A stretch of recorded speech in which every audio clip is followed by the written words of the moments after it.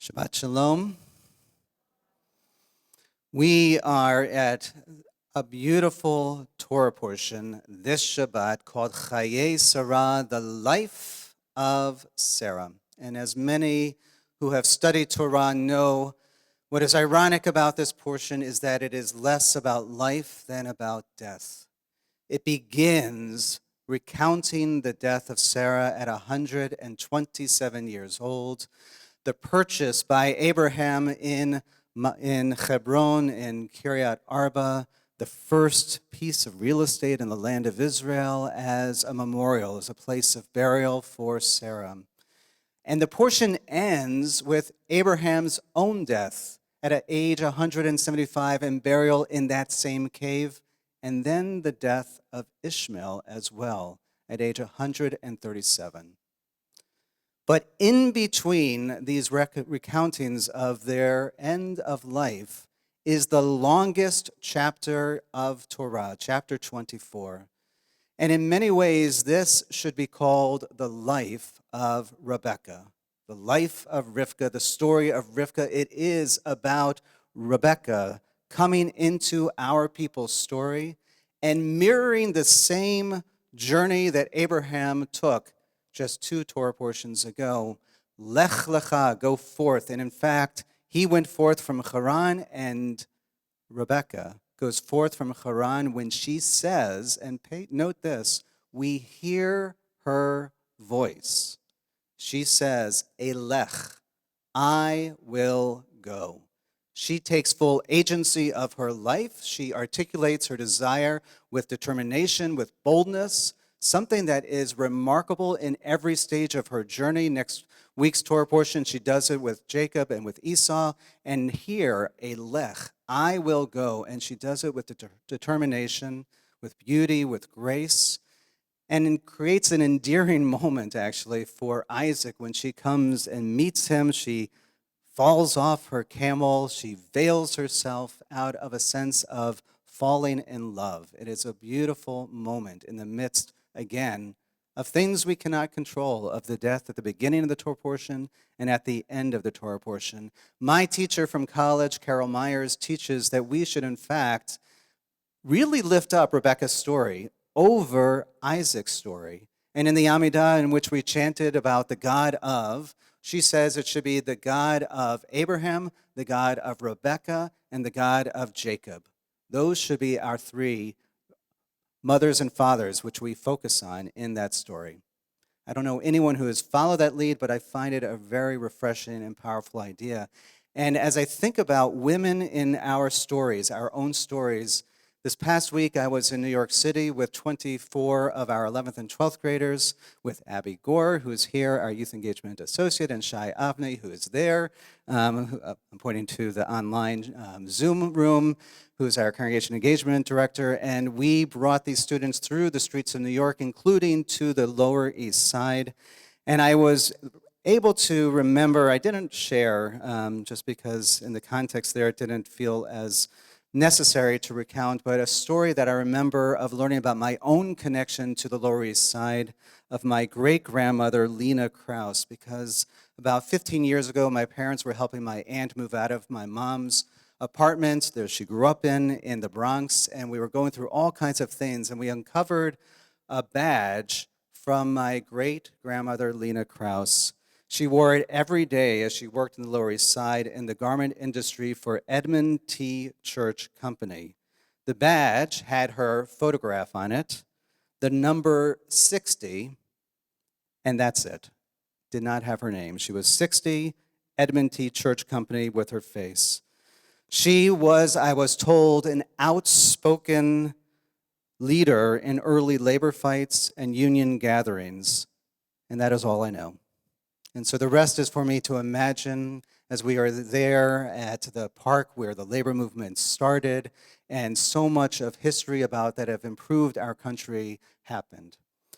I want to share now 3 other stories from that trip of women's voices that touched me as well. We were on Thursday night at Central Synagogue. It just so happened that the night that we were there was this incredible happening of sharing of a new Israeli TV show called The New Jew. It is an Israeli look at American Jewish life comedically.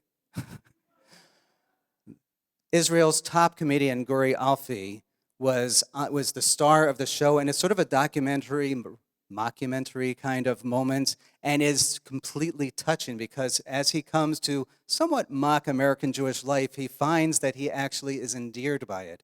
He comes to Colorado with the adventure rabbi and has a second bar mitzvah. He meets Rabbi David Ingber at Romamu, where we went for Friday night Shabbat services, which is Judaism for the mind, soul, and body.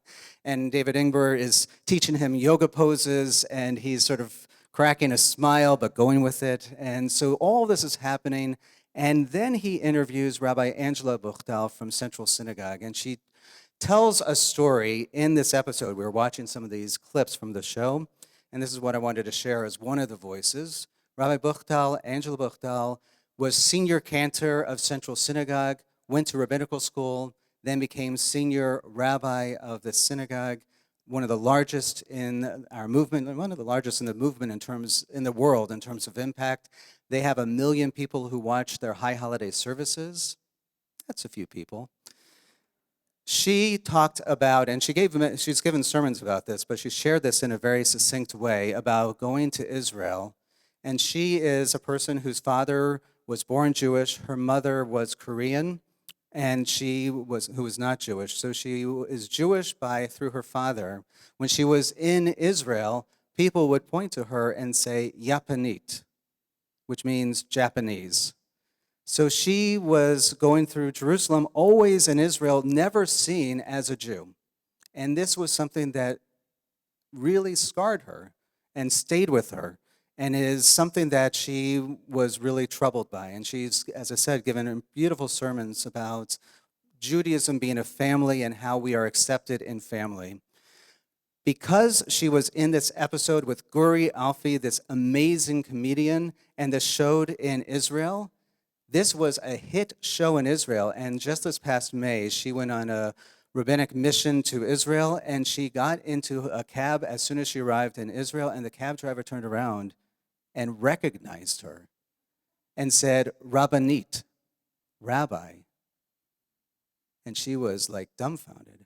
She was with 50 rabbis in this trip, and they're going to different places. In this one place, they're standing on the side of the road. This guy with a muscle t-shirt on a motorbike comes by and takes off his helmet and looks at her and goes, Rabbanit. Random people on the street recognizing her, and she articulated as, I went from Japanit to Rabbanit, Japanese to rabbi. That was an amazing moment. Second story, completely different. Wednesday night, Victoria Dangle, who is the executive director of the General Society of Mechanics and Tradesmen of the City of New York, opened up the Museum of Mechanics and Tradesmen of the City of New York for us at 9 p.m. to give us a tour of that museum. Now that's a New York moment. That does not happen every day. And she brings us into this museum, and she talks about her Italian heritage and about her family story of coming to America and how her family, like many immigrants, worked with their hands. She talked about her father helping to build the World Trade Center. And there was a piece of the mechanics of the World Trade Center that was right there. It was this beautiful, historic, incredible space. 9 o'clock at night, Victoria Dangle telling us our story. We were all transfixed. Fast forward to the last day of our trip, Sunday morning, we were at the 9/11 Museum, Tribute Museum. Not the main 9/11 Museum. We go to the Tribute Museum, which is a specific one created by the family of the victims of 9/11. And it is a very moving exhibit, more human scale than large scale of the main 9/11 Museum. And we met with Sheila, just sat in a room in the basement with the huge picture of the New York skyline behind her. And Sheila told us her story of 9/11, which was her being a wife of a police officer who went out that morning to help because of the call of what happened on 9/11. And minute by minute, as she's recounting, we do not know whether he was alive or dead. He did survive, but he survived as a shadow of his former self. She was a medic. She helped night after night recover bodies from the site of 9/11. And I am not going to even try to do her story justice, but I can tell you I cried 3 times at various points in her telling. And the third time was when I was wondering this whole time, because she was talking about being on site, of helping night after night, and the trauma of that, and how much she was not able to even tell her husband, and how much he was not able to tell her.